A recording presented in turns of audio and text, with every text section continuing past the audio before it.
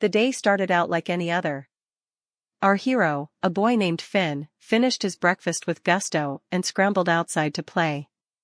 It was a sunny, crisp morning and the world seemed full of endless possibilities. As he ventured further from his house and into the woods, Finn stumbled upon an unusual sight. There, nestled between two large pine trees, was an enormous, glistening, egg-like object.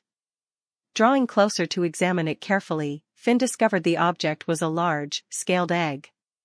He pieced the evidence together quickly. It must be a dragon's egg. His heart raced at the thought. Just as he reached out to touch it, the egg began to crack. Finn stepped back, his eyes wide with wonder and a tinge of apprehension. Silently, he watched as a dragon hatchling emerged. The hatchling was not much bigger than Finn himself. Its scales shimmered, a mixture of various shades of green. It blinked its large, curious eyes at him and then stretched its delicate wings. Finn was fascinated. He'd always read about dragons, mystical, mighty, and sometimes terrifying creatures. The tiny creature before him seemed a lot less terrifying than what he'd imagined. The dragon's gaze was fixed on Finn. They shared a quiet moment, their curious eyes locking onto each other. Finn felt a strange connection with the dragon that he couldn't define. The dragon, too young to speak or fly, seemed to understand Finn's friendly intent. It gently nibbled Finn's outstretched fingers, warming up to the human in its presence. Finn decided to name the dragon Ember, after the deep, flaming orange color of its eyes. Their friendship blossomed from that day onwards, their bond strong and unwavering. The boy and the dragon spent countless hours together. Finn would bring it food and teach it games, while in return, Ember shared its world with Finn, communicating with looks and nudges.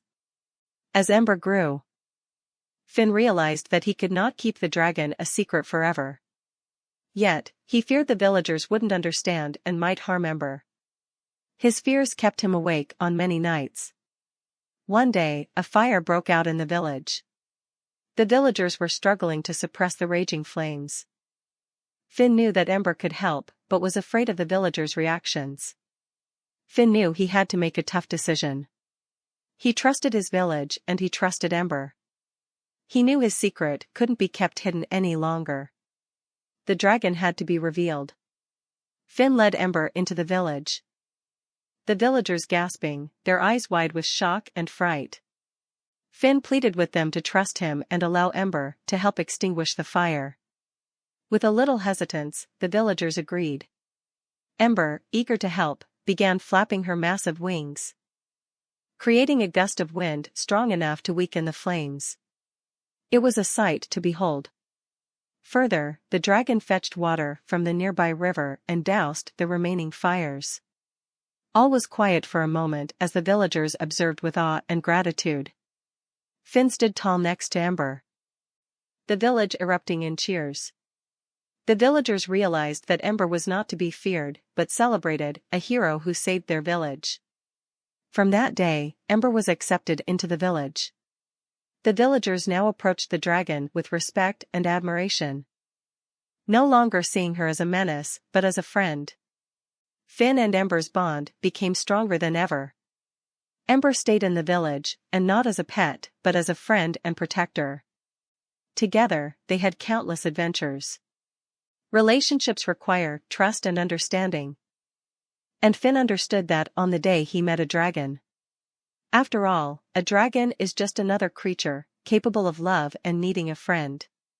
Finn learned that fear is often linked to the unknown, and understanding can change fear to respect. His friendship with Ember had taught him this invaluable lesson. And Ember, she found a companion in Finn. A human who treated her with kindness and respect. Someone who accepted her for who she was, even before knowing what she could do. And so, the boy and the dragon lived, sharing their days filled with laughter and adventure. They fought many battles together, always standing by each other's side. So, the tale of Finn and Ember is one of friendship, bravery, and acceptance. It's a tale that teaches us that fear and prejudice can be overcome with understanding and willingness. And the most important lesson? Those who seem different might just turn out to be our greatest friends, if only we dare to look beyond our initial fears and prejudices. And so, life in the small village went on. The tale of the boy and the dragon became a legend, passed on from generation to generation. And Finn and Ember became symbols of friendship and bravery. In the end, the inevitable parting of Finn and Ember came. The dragon had to return to her own kind. However, their bond remained unbroken, their friendship an undying beacon of hope and love. The adventure of Finn and Ember was no longer just a story, but a legacy. A legacy that will remind us that even the most unlikely friendships can bloom in the face of adversity. So, if you ever feel alone or misunderstood, remember Finn and Ember. Remember that love transcends all differences and fears, and that true friendship can be found in the most unexpected places. And on some quiet nights, if you listen closely, you might hear the soft, distant roar of Ember. A testament to the courage and friendship of a boy named Finn. And in the heart of the village, under the mighty pine tree where Finn first discovered Ember, you may find a tiny, shimmering scale. A symbol of their enduring friendship. So, next time you venture into the woods, remember to look beyond what you see. You might not find a dragon, but you may find a story waiting to be told, a friendship waiting to unfold. The story of Finn and Ember truly is a testament to the fact that the most beautiful friendships are often the ones that surprise us the most. Stories like these remind us of the magic within each of us. A magic that allows us to connect, even with those who are seemingly different from us. And such connections often lead to the most enchanting stories, just like that of Finn and Ember. So remember, magic is not just in stories, it's in the bonds we forge, the fears we conquer, and the lives we touch. After all, isn't that the real magic of life, the end?